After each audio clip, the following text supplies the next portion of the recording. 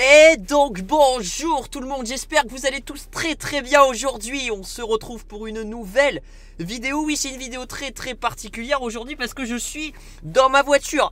Je sors des cours, l'éclairage c'est complètement catastrophique. Quoique la petite couleur orange fait rappeler ce petit Rivervale finalement dégradé sur ma lampe torche en fait d'iPhone qui vient de tomber. Le setup est dégueulasse, j'ai l'ordi juste en face, je suis dans la bagnole, mais je ne pouvais pas faire mieux pour cette vidéo critique de l'épisode 5 de la saison 6 de Riverdale parce que je vais tout de suite aller voir Spider-Man No Way Home et je n'ai pas le temps de rentrer chez moi tout simplement pour vous tourner la critique et je n'ai pas eu le temps tout simplement de vous la tourner avant, donc c'est pour ça que la critique est un petit peu dans des conditions spéciales, mais bon ça change, j'ai envie de vous dire, voilà, de temps en temps ça fait toujours plaisir. Bref, là on va parler de cet épisode là, vous avez pu voir sur le titre et sur la miniature.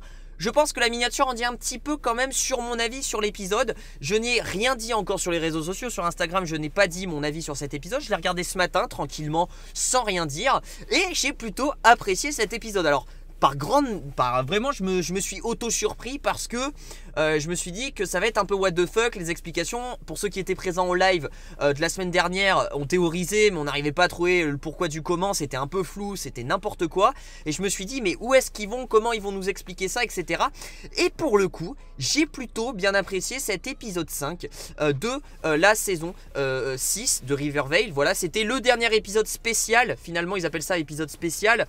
Donc du coup maintenant Riverdale, on va revenir à Riverdale et ça reprendra il me semble 6 mars 2022 je crois la diffusion. Un épisode sympa, un épisode très sympa parce que finalement les explications sont très intéressantes et finalement tout est lié. Les deux univers sont liés, on apprend que c'est un univers parallèle, on a des relations de personnages très intéressantes, je tiens à préciser parce que on a un archi méchant à un moment donné qui est assez intéressant. On a un Betty et Jughead qui se mettent en couple, c'est insensé. On a un retour de Hal Cooper, etc. Enfin bref, on a plein de choses qui sont très intéressantes. Le retour de Jason Blossom, le retour de Ethel que vous pouvez voir ici sur l'image. On a pas mal de choses qui sont très intéressantes. Et du coup, l'épisode est bien construit, je trouve. Et ça parle un petit peu on va dire des univers parallèles, des paradoxes, etc. Où on a tout simplement Jughead qui découvre qu'il y a un autre Jughead et du coup il se demande mais pourquoi, et il commence à s'intéresser à ça.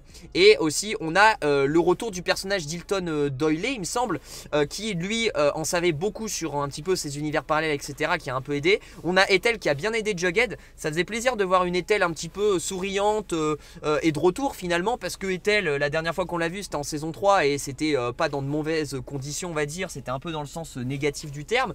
Donc ça faisait plaisir de revoir un petit peu des nouveaux personnages. Ce que j'ai adoré vraiment c'est aussi le retour de l'ancien acteur qui jouait Reggie, du coup qui a fait une dualité avec le Reggie qu'on connaît finalement. Donc les deux acteurs se sont battus un peu pour Veronica et étaient en confrontation. Ça j'ai trouvé ça super intéressant, ça montre que justement il y a ce délire d'univers parallèle. Ça personnellement je m'y attendais mais vraiment pas du tout, qui est de Reggie, il y a de Jughead. Et après voilà il y a plusieurs personnages. On a un Archie qui est un peu méchant finalement et ça j'ai trouvé ça intéressant. D'où la battle avec Jughead parce que on a Jughead qui veut anéantir Rivervale pour sauver Riverdale. Et on a Archie de son côté qui veut pas anéantir Rivervale parce que Archie c'est lui le centre de tout, c'est lui le noyau de l'existence de Rivervale. Parce que c'est lui, comme il dit, c'est lui du point zéro de la création de l'univers. Parce que je vous le rappelle que la bombe elle a explosé au moment où Betty et Archie étaient dans la chambre en train de ken. Finalement la bombe d'Iram Lodge a explosé, c'est à partir de là que Rivervale a été créé. Et là tu comprends tout finalement avec cette bombe, avec tout ça. Et du coup on a un Archie un petit peu vénère et ça j'ai trouvé ça très intéressant. Le côté d'Archie assez féroce, etc., qui combat un petit peu Jughead et qui fait tout pour que l'univers de Rivervale continue d'exister. Parce qu'en plus il se marie avec Betty, donc voilà, c'était bien Archie qui se mariait avec Betty. Et du coup il allait vivre vraiment des jours heureux avec Betty. Et c'est pour ça qu'il voulait vraiment pas que Rivervale ne cesse d'exister, etc. Et ce qui était intéressant c'est que Archie était au courant de tout finalement de base. On pensait que juste Jughead était au courant et juste Jughead avait tilté, mais finalement tout le monde était au courant. Et après bon ça part en couille, il y a un Archie qui étrangle tout le monde. Bon là c'est un petit peu limite, ça part un peu en steak, mais bon on s'en fout, on est à Riverdale et on sait qu'après on va revenir à Riverdale. Après la justification du en mode Ethel qui arrive comme un cheveu sous la langue, en mode je peux t'aider Jughead, je sais la solution. C'est un peu trop facile. Après je trouve que c'est quand même assez bien construit.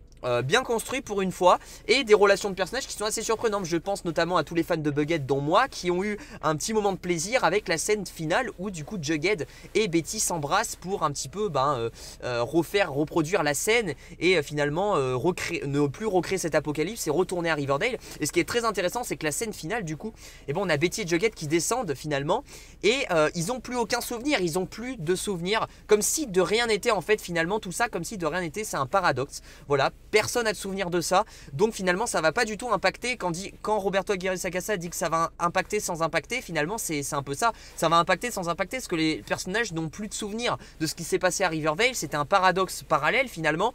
Je suis pas très fort en multivers hein, mais vous m'avez compris, et c'était pour le coup bien fait. Franchement cet épisode là je l'ai bien kiffé, et j'ai bien aimé le parallèle du coup quand là du coup ils sont tous habillés en tenue de comics. C'est du coup au moment où Jughead meurt, et finalement non c'est Archie ou Jughead, oui, au moment où Jughead meurt, et finalement il arrive au paradis, c'est un peu le paradis, et il y a tout le monde qui lit des comics et tout, et ça va le ramener du coup à Riverdale. Il va lire un comics, il va s'apercevoir que ça va se passer comme ça, et du coup voici pourquoi la petite référence un petit peu à tous ces comics là. J'ai trouvé ça très très intéressant, voilà, c'est un peu le paradis finalement chez Pops, où Pops dit voilà il y a bouffe à volonté. J'ai trouvé ça très très plaisant. Après il y a des personnages qui sont assez mis de côté, je pense aux personnages de Kevin, Tony, enfin il y a plein de personnages qui sont mis de côté vraiment dans cet épisode. C'était vraiment concentré sur Jughead, Archie, Betty, Veronica, enfin vraiment les personnages un petit peu centraux de la série. Reggie aussi, vraiment j'ai beaucoup adoré cette scène là avec son ancien acteur qui était de retour. Bref, il y a pas mal de choses. J'ai beaucoup aussi apprécié Archie qui fait référence à son père Fred Andrews, on peut comprendre finalement que Archie veut toujours garder l'univers Riverdale, parce qu'il espère toujours, comme c'est un peu un rêve, comme c'est un peu un monde imaginaire, il espère toujours que son père finalement revienne, le voir peut-être pour son mariage. Fred Andrews, on sait que l'acteur Luke Perry est mort malheureusement, mais du coup voilà, il y a eu la petite référence à l'acteur, au père de Archie Andrews, donc c'est pour ça aussi qu'il ne veut pas arrêter l'univers Riverdale. Voilà, il veut pas du tout ça, et en plus il est bien avec Betty, ils vont se marier, donc en fait tout va bien dans sa vie pour Archie à Riverdale. C'est ça qui est dingue, c'est que certains personnages tout vont bien à Riverdale, ça va pour le mieux, d'autres personnages ça va pas du tout, et c'est un peu les personnages inverses finalement. On a Cheryl finalement, où à Riverdale on sait que ça va pas bien hein. Cheryl elle est un peu malheureuse hein. À la fin de saison 5 à Riverdale elle n'était pas incroyablement heureuse, elle est un peu malheureuse, et là par contre à Riverdale elle est heureuse, parce que on a le retour de Jason Blossom. Oui, on a une scène de Jason Blossom, personne s'y attendait, enfin si on s'y attendait parce qu'on avait vu les images promo, mais la scène était très intéressante de 3-4 minutes, le retour de Jason Blossom, et du coup on voit une Cheryl heureuse, et ça fait plaisir, ça m'a fait plaisir de voir une Cheryl heureuse. J'espère qu'on la reverra heureuse plus tard, et du coup la scène finale où du coup on est à Riverdale, on revient à Riverdale, et on va reprendre l'intrigue de classique de la saison 6 avec du coup l'homme au sac poubelle qu'on n'a toujours pas démasqué, même si on sait que c'est Edgar, mais on le savait à Riverdale. Mais là on est à Riverdale, donc on n'a toujours pas l'identité de l'homme au sac poubelle. Je pense que quand même le fait de retourner à Riverdale, je pense que ça va nous foutre une baffe, parce que là il y avait un réel truc, un réel potentiel. Ils tentaient des choses, j'ai envie de vous dire, ils tentaient des choses,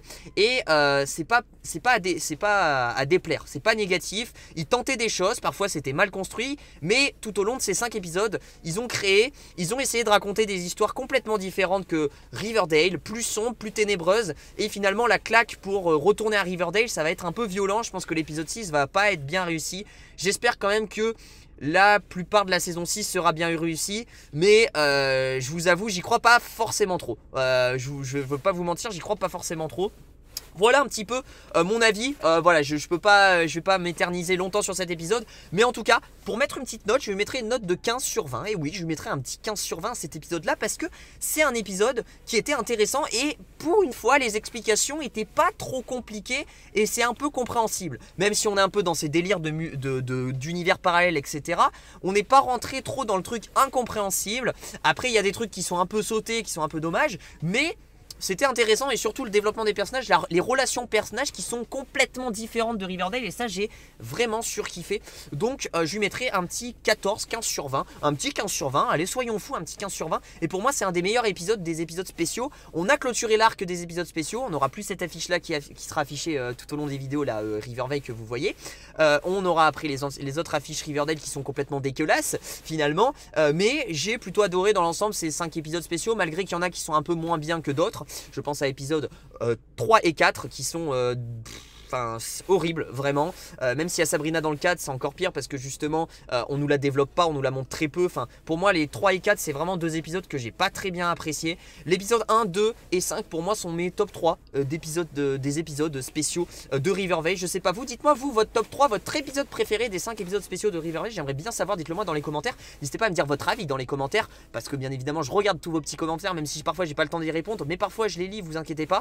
N'hésitez pas aussi à me suivre sur les réseaux sociaux, Instagram, pour me poser plus de questions, je suis peut-être le plus actif là-dessus.